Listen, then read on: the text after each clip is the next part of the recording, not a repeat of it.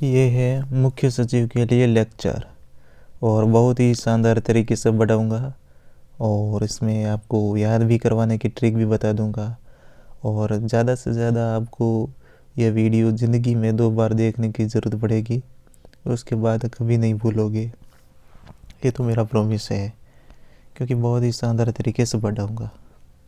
देखो, शासन सचिवालय और मुख्य सचिव, ये दोनों टॉपिक एक साथ करेंगे।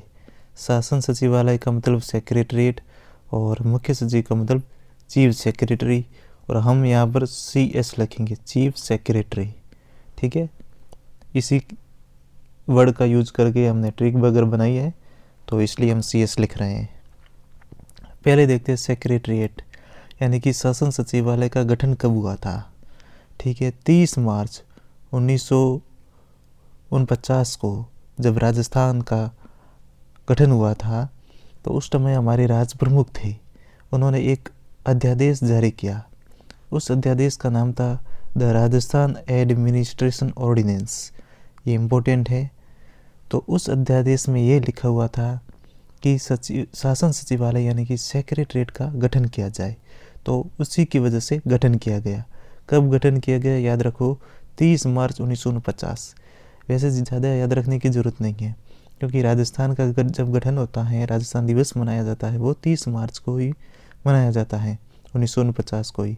तो बस उसी से याद हो जाएगा। सेक्रेटरीट का स्थान जो स्थापना है वो भी उस टाइम हुई है जब राजस्थान का गठन हुआ। ठीक है, अब देखो आगे है ये चीज़। ये पॉलिटिकल लीडर सबसे ऊपर होता है, हायर की ऑर्डर देख रहे हैं। उसके बाद सेक्रेटरीट आता है और उसके नीचे डायरेक्टरेट आता है। हमेशा ही पॉलिटिकल लीडर होता है ना, वो डायरेक्टली इलेक्टेड होता है और डायरेक्ट रिप्रेजेंटेशन ऑफ पीपल होता है, और हमेशा ही पॉलिटिकल लीडर ही सबसे ऊपर आता है। तो पॉलिटिकल लीडर सबसे ऊपर आएगा टॉप पर, उसके नीचे हमेशा ही सेक्रेटरीट काम करता है। जैसे पॉलिटिकल लीडर हम हमारे राजस्थान में माना है तो CM हो गया, मुख्यमंत्री, और उसके बाद हो गया सेक्रेटरी जो होता है चीफ सेक्रेटरी होता है। ठीक है, उसके नीचे फिर ये डायरेक्टर आते हैं, बहुत सारे डिपार्टमेंट वगैरह आते हैं, तो ये हायरार्की रहती है। अगर इसमें भी कन्फ्यूज़न हो जाता है तो DSP याद रख दो। DSP एक पुलिस में होता है रैंक, D सबसे नीचे आएगा। ठीक है, उसके बाद S आएगा, उसके बाद P आएगा। D यानी डायरेक्टरेट, S यानी सेक्रेटरेट, उसके बाद P यानी पॉलिटिकल लीडर।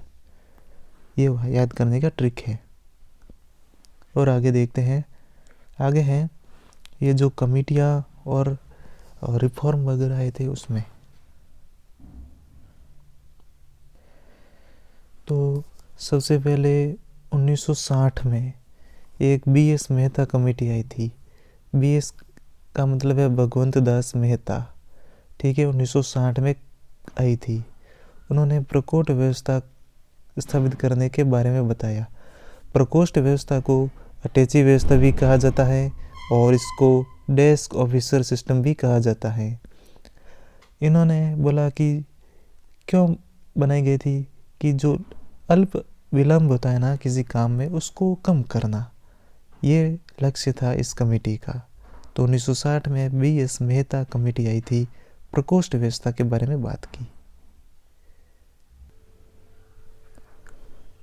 आगे हैं 1962-63 में आई थी फर्स्ट RARC, यानी कि राजस्थान एडमिनिस्ट्रेटिव रिफॉर्म कमीशन आया था, जिसके अध्यक्ष थे हरीशचंद्र माथुर। ठीक है, इन्होंने भी बताया कि विलंब को कम किया जाए, और सचिव और उप सचिव का जो कार्यकाल है उन्होंने बोला कि मैक्सिमम 5 साल होना चाहिए, और उनका जो सिलेक्शन होगा सीनियरिटी कम एलिजिबिलिटी पर होगा। पहले तो क्या है कि सीनियरिटी बेसिस पर ही सिलेक्शन हुआ था, अब उन्होंने बताया सीनियरिटी भी देखो और साथ में एलिजिबिलिटी देखो, दोनों ही पर फोकस करने की बात कही उन्होंने।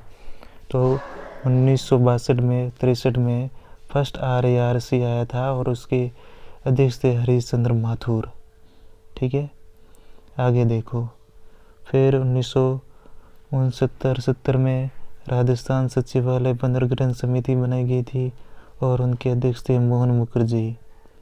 ठीक है, पुनर्गठन आ रहा है तो मोहन मुखर्जी आ रहा है। ठीक है, पुनर्गठन तो मुखर्जी हो गया। इन्होंने बोला प्रकोष्ठ प्रणाली के स्थान पर ग्रुप सिस्टम लाया जाना चाहिए। तो बताओ प्रकोष्ठ प्रणाली की बात किसने की थी? बताओ, मैंने अभी बताया है, कमेंट बॉक्स में लिखो। और इन्होंने प्रकोष्ठ प्रणाली को हटाए जाने की बात की और ग्रुप सिस्टम लाने की बात की। फिर आगे हैं 1966 और 70 में फर्स्ट ARC आया था, एडमिनिस्ट्रेटिव रिफॉर्म कमीशन। ठीक है, इन्होंने बोला कि एक कार्मिक विभाग होना चाहिए शासन सचिवालय में, यानी कि सेक्रेटरीट में, जिसका अध्यक्ष चीफ सेक्रेटरी होगा और एक कार्मिक विभाग होगा जो मुख्यमंत्री के डायरेक्ट कंट्रोल में होगा। और इन्होंने बोला कि सेक्रेटरीट के अंतर्गत मैक्सिमम 13 विभाग होने चाहिए, उससे ज़्यादा नहीं, क्योंकि ये संभाल नहीं पाएगा फिर। तो ये था, इसमें अभी तक हमने पढ़ लिया है। फिर आगे देखते हैं। आगे देखो, ये 1956 से 60 में सचिवालय पुनर्गठन समिति और आई थी, जिसके अध्यक्ष थे SD उज्ज्वल। ठीक है, पहले इससे पहले कब आई थी सचिवालय पुनर्गठन समिति?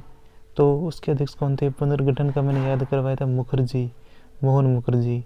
और 1956 और 60 में जो सचिवालय पुनर्गठन कमेटी आई थी, उसके अध्यक्ष थे SD उज्ज्वल। ठीक है, फिर 2005 में एक और कमेटी आई थी, जिसके अध्यक्ष थे सिंघवी, और इसको सिंघवी कमेटी बोला जाता है। तो 2005 में कौन सी कमेटी आई थी? सिंघवी। तो ये जो ऑर्डर है ना, ये याद रखना बहुत ज़्यादा ज़रूरी है, बहुत ही ज़्यादा इम्पोर्टेंट है। पूछ लेते हैं कि कौन सी कमेटी कब आई थी। ठीक है, फिर सेकंड ARC आया था। फर्स्ट ARC कब आया था? अभी मैंने बताया, कमेंट बॉक्स में लिखो सेकंड ARC। ठीक है, उन्होंने बोला कि कॉलेजियम सिस्टम लाया जाना चाहिए। किसके लिए? जो मुख्य सचिव होता है उसके नियुक्ति के लिए। और एक सिलेक्शन कमेटी होगी, सिलेक्शन कमेटी में कौन होगा? मुख्यमंत्री होना चाहिए। विधानसभा में जो लीडर ऑफ अपोजिशन होता है, विपक्ष का नेता, वो होना चाहिए। और अभी जो करंट का चीफ सेक्रेटरी होता है, वो, ये तीनों होने चाहिए। फिर ये तीनों मिलकर जिसको डिसाइड करेंगे उसको चीफ सेक्रेटरी अपॉइंट होना चाहिए।